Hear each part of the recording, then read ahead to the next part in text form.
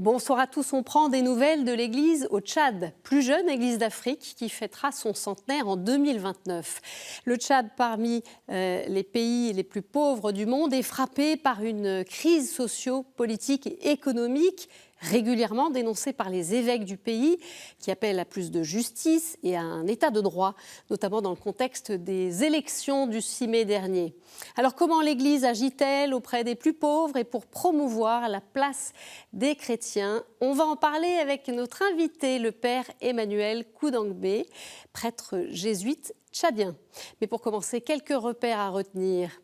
Le Tchad, pays sahélien d'Afrique centrale, partage ses frontières avec la Libye, le Niger, le Nigeria, le Cameroun, la Centrafrique et le Soudan. Sa capitale est N'Djamena. Sa population se situe autour de 17,5 millions d'habitants. Côté religion, le Tchad compte environ 55% de musulmans, 35% de chrétiens et 10% d'animistes.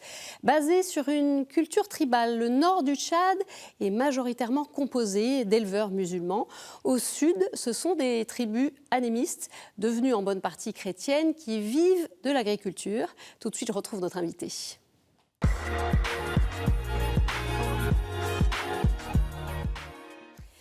Père Emmanuel Koudangbe, merci d'être avec nous le temps de cette émission.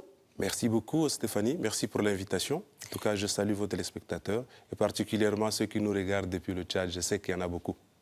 Alors, quelques mots pour vous situer. Vous êtes originaire du sud du Tchad, mais vous avez grandi dans la préfecture apostolique de Mongo, située à 450 km à l'est de N'Djamena.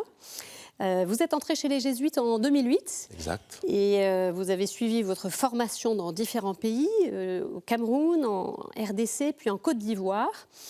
Au Tchad, vous collaborez notamment avec les banques de céréales, en particulier dans le Guéra, donc la région de Mongo. Et vous êtes arrivé en France en août 2022, où vous poursuivez des études aux facultés Loyola Paris. Vous venez d'ailleurs tout juste, c'était hier, de soutenir votre mémoire sur le rôle social de l'Église au Tchad. Je précise que vous êtes reparti au Tchad en juin 2023, puisque vous y avez été ordonné prêtre dans la Compagnie de Jésus. C'était le 24 juin dernier. À la cathédrale de N'Djamena, effectivement.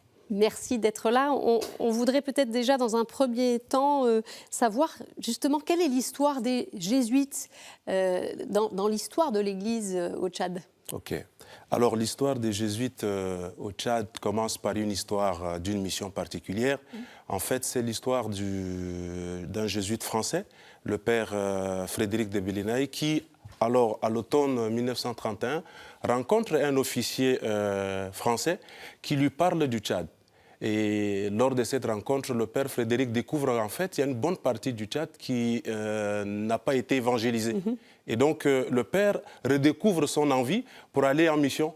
Et c'est ainsi qu'il en parle à son supérieur. Il arrive à obtenir la permission de son supérieur. Et il, comme ancien militaire, il réussit à se faire nommer comme aumônier militaire. Et c'est ainsi qu'en mars 1935, il débarque au Tchad.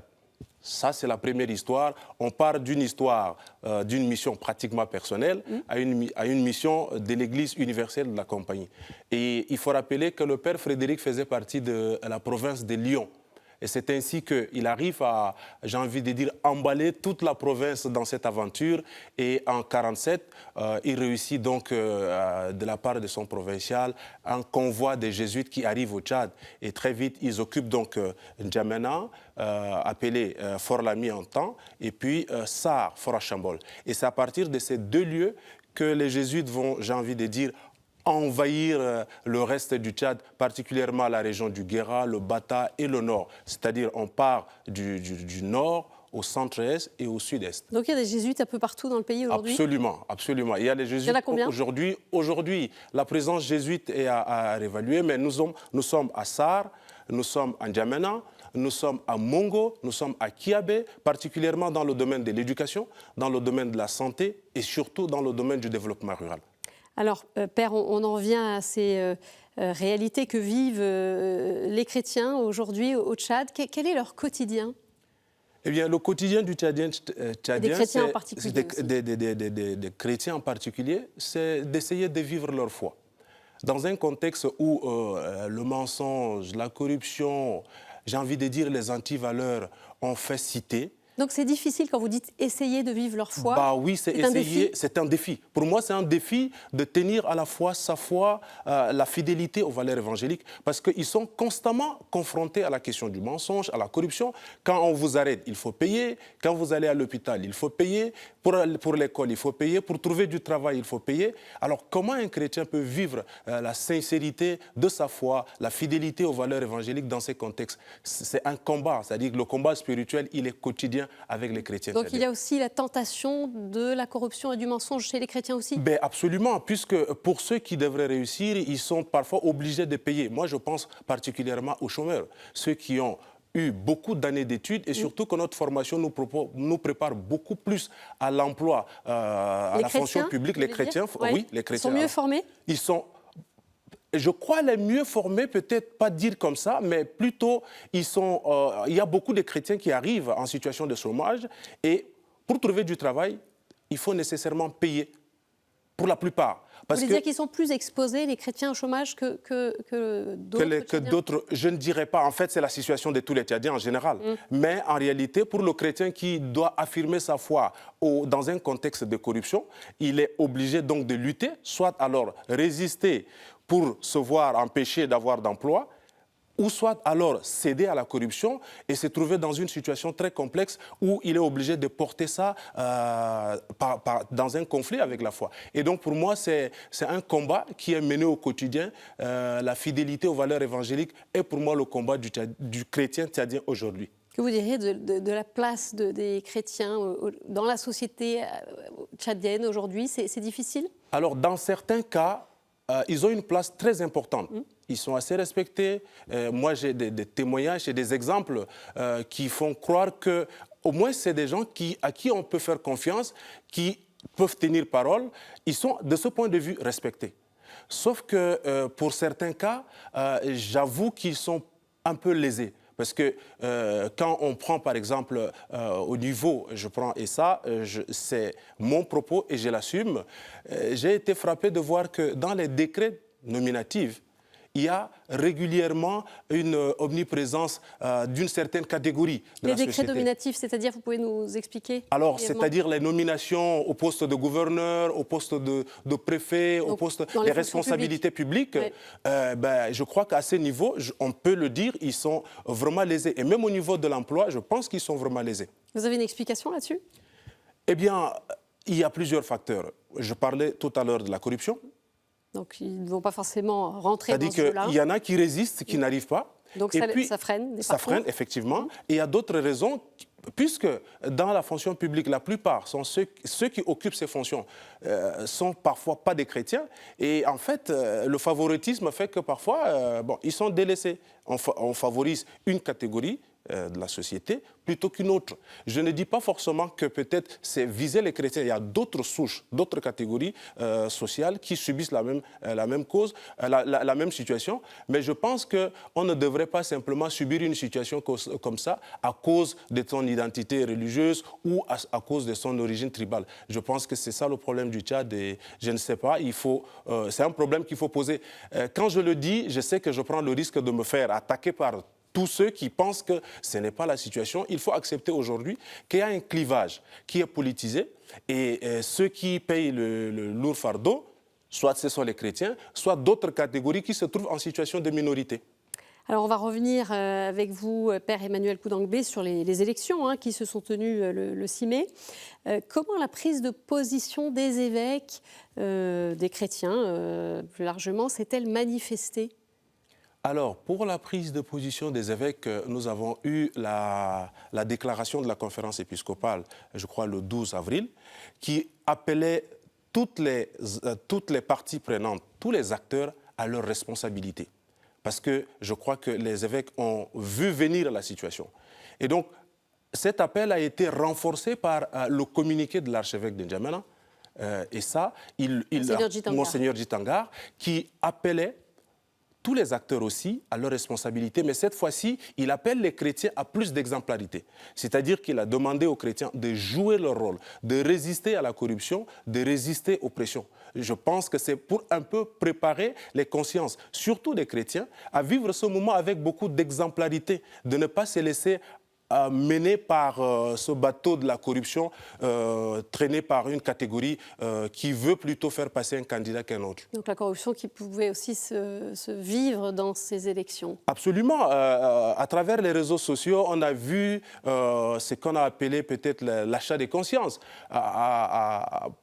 Pour un t-shirt et 2000 francs, certains sont prêts à aller voter un candidat. Ça a été quand même quelque chose de désolant. Donc je pense que c'est une pratique qui est monnaie courante au Tchad. Moi, pour avoir grandi dans ces pays, j'ai vu ça et ça continue. Donc on est prêt à acheter des consciences simplement pour faire passer un candidat. Et à cela, je crois que quand l'évêque écrit cette lettre, c'est pour demander effectivement aux chrétiens de résister à cette tentation, de céder à ces pressions. Au-delà de ces achats de conscience, il y a des pressions qui peuvent être aussi menées sur certains acteurs leaders d'opinion pour qu'on puisse alors soit cautionner les fraudes, soit participer aux fraudes. Donc il y a plusieurs niveaux de tentation auxquels les chrétiens doivent faire face. Maintenant, au niveau des chrétiens de façon générale, c'est clair qu'on a vu venir cette élection et pour beaucoup de chrétiens, ils savaient que cette élection allait juste consacrer une succession qui est dynastique, qu'on a vu le plan. Maintenant, eux, ils essayent de se tenir. Certains sont vraiment parti pris, ce qui fait qu'aujourd'hui, ce qu'ils peuvent prêcher comme chrétiens, c'est peut-être la paix et surtout la réconciliation et trouver une autre alternative pour en fait demander que le processus soit beaucoup plus démocratique. Oui, vous évoquez une succession dynastique. En effet, selon les résultats officiels provisoires, c'est le général Mahamat Idriss Déby Itno qui a remporté l'élection présidentielle, des résultats qui sont contestés par son Premier ministre et une partie de la population.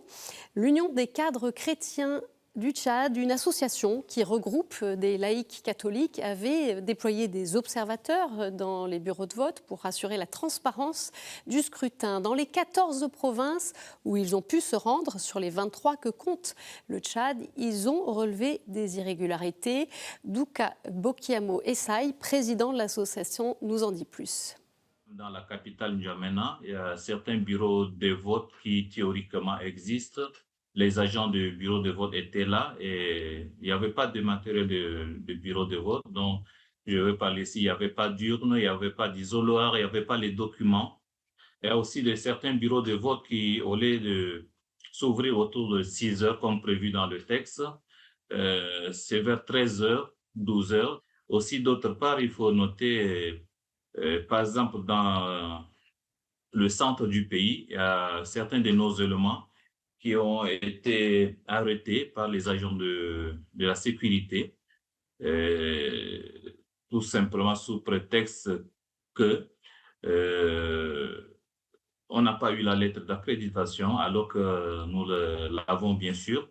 Aussi vers le sud, vous voyez qu'il y a eu des gens qui ont fait des simulations, des gens arrivés en civil dans des grands boubous, faisaient semblant d'être aussi des électeurs, sans aucune pièce sur eux.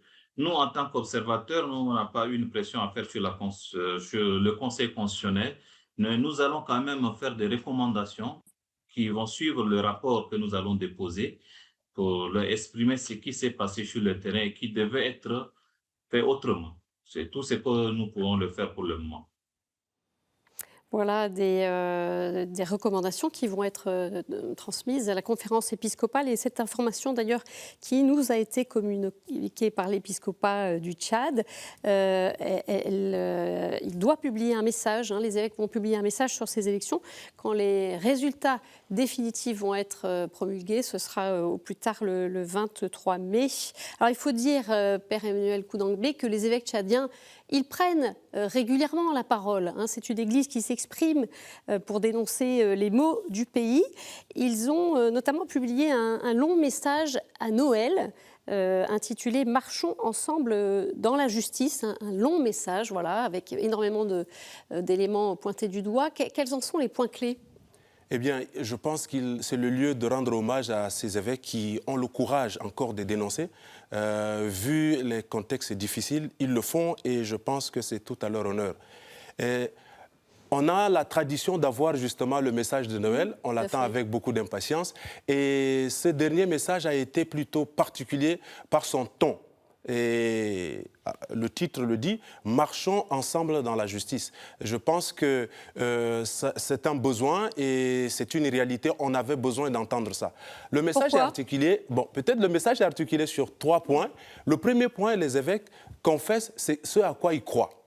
Et depuis que le maréchal Déby a disparu, nous assistons à une situation comme si le Tchad était pris en otage par soi-disant des gens qui voudraient préserver la paix. Au nom de la paix, on multiplie les situations de sécurité et les évêques ont bien fait de rappeler qu'en fait, la paix ne saurait être réduite à la seule question de la sécurité. C'est-à-dire que pour aller à la paix, il y a beaucoup d'autres éléments. Et naturellement, la justice. C'est pourquoi la deuxième partie du texte que les évêques ont proposé, ils font un constat. Et ce constat, il est alarmant. Moi, ce que je vois surtout, c'est revenir à quelques indicateurs, par exemple, économiques. Nous avons un taux de couverture, par exemple, d'électricité à 6%. Sur le territoire. Sur le territoire. L'accès à l'eau est un problème. L'accès à l'électricité est un problème. L'éducation est un problème. Vous savez, là, nous sommes en train d'enchaîner des grèves. Les élèves vont aller aux examens avec 3 mois de cours. Pour être compétitifs sur une année scolaire de 9 mois, comment ils peuvent être compétitifs? Et c'est donc au regard de tous ces mots que les évêques, dans la 3e partie de leur message, ils appellent à oser marcher dans la justice. Ça passe par quoi, ça? Alors, oser marcher dans la justice, c'est d'abord commencer par faire un travail de vérité. C'est-à-dire revenir sur les maux qui minent la société. Et cette mauvaise gouvernance, il faut qu'on soit capable d'en parler. Il faut que la classe politique tchadienne accepte de se remettre en cause. Parce qu'aujourd'hui, j'ai comme l'impression qu'ils sont tellement aveuglés par une obsession d'arriver au pouvoir qu'ils ne pensent pas au bien-être de la société tchadienne. Je crois qu'aujourd'hui, le Tchadien lambda, qu'il soit chrétien, musulman ou animiste, il a juste besoin de bien manger, de bien boire, de bien dormir. Et le minimum n'est pas assuré. Et donc, je pense que marcher dans la justice, pour la classe politique tchadienne, aujourd'hui, c'est d'abord accepter de comprendre que le pouvoir pour lequel ils luttent, c'est un pouvoir qui est au service du bien commun. Ce n'est pas le cas aujourd'hui? Ce n'est pas le cas aujourd'hui. Quand des gens arrivent à affirmer haut et fort que tout va bien, alors que dans la capitale elle-même, il y a des pénuries, on n'a pas d'eau, on n'a pas d'électricité, je crois qu'il y a une obsession vers le pouvoir qui les rend aveugles des situations des Tchadiens. Et donc, je crois que le premier travail est celui-là. Le deuxième travail, à mon niveau, sera un travail de réconciliation. Il faut qu'on accepte qu'on a un passé lourd. On a une histoire que nous traînons avec nous. Cette histoire de Sud, Nord, chrétien, musulman, il est réel. Toujours actuel. Toujours d'actualité. Il faut qu'on prenne le temps de s'asseoir et de dire qu'est-ce qui ne marche pas. Moi, je pense que cette situation a été trop politisée. J'ai grandi dans une région majoritairement musulmane. J'ai grandi dans une région loin des miens. Je n'ai jamais été senti, je ne me suis jamais senti autant pour moi rejeté. C'est-à-dire qu'on a juste politisé la question. Le dialogue quotidien chrétien-musulman, il fonctionne bien. Il est réel, ce dialogue. C'est pourquoi de vie. Moi, je crois à ce dialogue de vie et ce dialogue d'œuvre. Aujourd'hui, il faut qu'on soit capable donc de poser le problème sur la table. L'autre, c'est la question de la réparation. Je pense qu'il n'y aura jamais de réconciliation au Tchad sans la réparation. Et pour moi, la réparation, c'est effectivement être capable de rétablir la vérité et dire qui a tort, qui a raison, et rendre justice à ceux qui ont été lésés. Malheureusement, ce n'est pas le cas. Il y a des gens qui impunément commettent des gaffes et ils sont pratiquement intouchables. Je crois que c'est une situation... Vous avez un exemple ? Oui, j'ai un exemple. Je peux vous citer le dernier cas. C'est lui, par exemple, c'est quand même bizarre. Après les élections, pour fêter la victoire, on tire en l'air. Et malheureusement, ça tue. On refuse de donner les statistiques, mais en réalité, il y a beaucoup de gens qui ont été atteints, malheureusement des victimes, des vies arrachées, des gens qui vont passer peut-être leur vie comme ça avec cette vulnérabilité et qui ne seront malheureusement pas indemnisés. On ne va jamais trouver les responsables. Moi, je pense que pour aller vers une réconciliation, il faut trouver les responsables, qu'ils assument leurs responsabilités. J'aime une expression en arabe qui dit c'est lui qui assume, qui commet une faute, en assume la responsabilité. Donc je pense que ce sont des chemins que les évêques proposent pour aller vers la réconciliation, sans quoi on va tourner dans le vide en réalité. Alors après ce constat douloureux sur le Tchad, Père Emmanuel Kougangbé, on va aussi parler d'espérance. Exactement. Alors cette jeune église du Tchad, elle est reconnue pour son travail dans la santé ou l'éducation. Pour autant, les chrétiens peinent à trouver leur place dans la société tchadienne. On en parlait, confrontés à la pauvreté, au chômage ou à l'impossibilité d'accéder à certains postes dans le secteur public ou privé. Pour autant, comment l'Église encourage les jeunes à entreprendre? On écoute à nouveau Douka Bokiamo Essay qui nous livre quelques pistes d'action. La gestion est aux mains d'un petit nombre, ce qui fait que la pauvreté nous empêche de nous développer, alors qu'au niveau de l'Église, il faut la prise en charge de l'Église. Il faut. Donc, les charges sont énormes de telle sorte qu'il faut que les jeunes s'organisent. Et donc, nous créons des institutions qui puissent former les jeunes à se prendre en charge eux-mêmes, à créer, à faire des innovations pour ne pas s'attendre seulement à la fonction publique. Parce que les portes de la fonction publique sont fermées et on n'a pas accès. Donc, il faut que les gens apprennent à se prendre en charge. Donc, nous sommes sur cette lancée-là, la formation, surtout beaucoup plus professionnelle et de qualité. Voilà des propos recueillis par Jean-Baptiste Codoli. Alors l'Église, elle est aussi reconnue pour son rôle en faveur du développement rural. Et justement, Père, expliquez-nous, puisque vous êtes impliqué directement dans cette pastorale-là. Alors, heureusement qu'il y a des actions d'espérance dans ces milieux où quotidiennement on est confronté à la crise alimentaire. Depuis les années 84, les pères jésuites, constatant qu'il y a une crise régulière dans la région du nord et du centre, ont initié ce qu'on a appelé les banques de céréales. En fait, l'objectif, c'est d'abord de lutter contre la crise alimentaire, mais surtout aussi ce qui est autour, les usuriers. Parce qu'en effet, dans une situation de crise, il n'y a pas beaucoup de céréales et puis les paysans vont emprunter auprès des usuriers, ce qui fait qu'on monte le pourcentage. Pour rembourser, parfois le remboursement est à hauteur de 100%.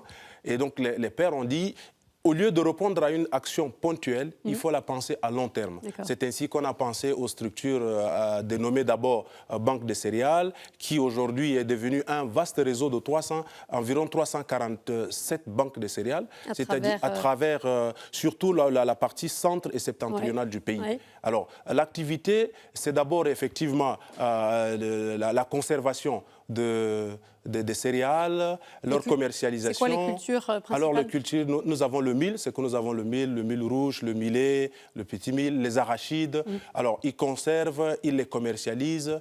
Et puis, à côté de cette initiative, depuis 5 ans, on a ouvert ce qu'on a appelé le projet autonomisation des femmes. C'est-à-dire qu'à travers des activités de culture maraîchère, on a aidé les femmes à créer des coopératives. Et il se trouve que ça a été révolutionnaire. Aujourd'hui, ces femmes sont capables de s'autofinancer, d'autofinancer leur activité. Et je pense que ce sont ces lieux d'espérance qui me font dire que l'Église a raison de continuer sur ce champ.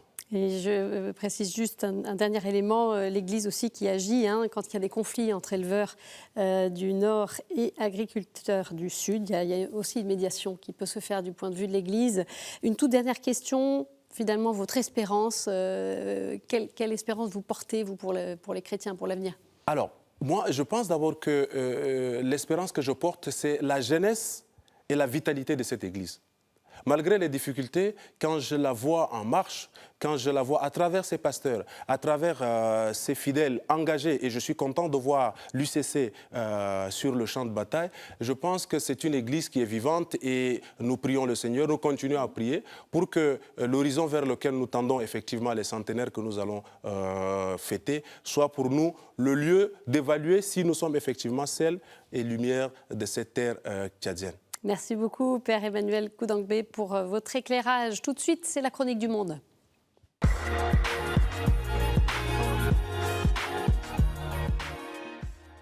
Et on retrouve le Père Vincent Koundoukoula, vice-recteur du Grand Séminaire Saint-Joseph à Aluva, dans le Kerala, en Inde. C'est avec beaucoup de joie que je vous présente l'ashram Sachidananda à Virajpet, dans l'état de Karnataka, au sud de l'Inde. Je m'appelle Anne-Marie Bourgeot. Je suis née à Paris en 1941.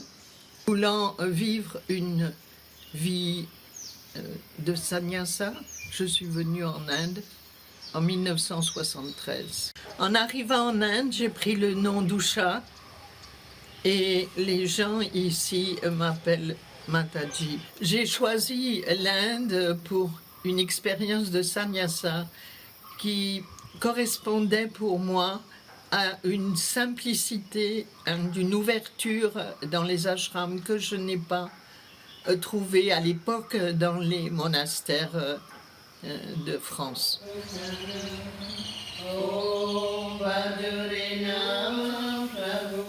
Lorsque vous passez par l'Inde, n'oubliez pas de rendre visite à cette maison de Mataji à Virajpet. Merci Père, c'est la fin de cette édition, une émission à retrouver bien sûr sur notre site, nos réseaux et sur KTO Radio. Il me reste à vous souhaiter une très belle fête de la Pentecôte. À jeudi, au revoir.